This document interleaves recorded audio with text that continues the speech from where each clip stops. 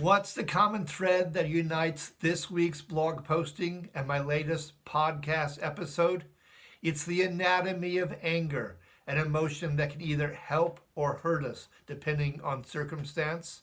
No doubt about it, anger is a heavyweight emotion. For the typical person, about 1/3 of their emoting will involve anger.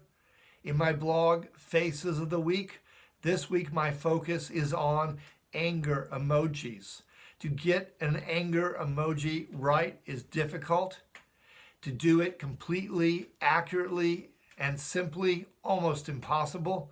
Most emojis show you maybe 2 or 3 of the 9 ways that anger can show on the face.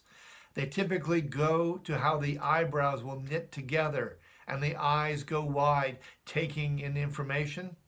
But the problem is they also miss out on lots of other ways in which this emotion shows and the implications involved.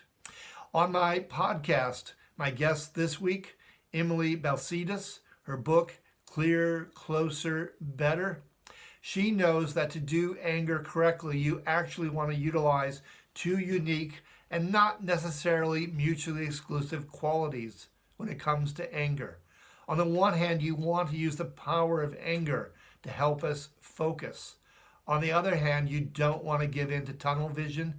You don't want to get blind spots by narrowing that focus too much. With anger emojis, they will have the eyebrows knit together. They will have the eyes go wide. That's what's most common. And that's good. That shows that we might stare down an issue. It means that we will concentrate on it. All fine and good, but the reality is that at other times, the skin below the eye will go taut. It means that we are getting what I call snake eyes, an overly tight, narrow focus. Those are how the blind spots result. In nature, the truth of the matter is our eyes can go wide and they can also get tight, both at the same time. That's incredible, but it's true. And in art, it's difficult to imitate what nature accomplishes. So you get the overly simplified view and you leave out the tunnel vision. But in real life, the tunnel vision is the downside that you absolutely have to keep your eyes open for.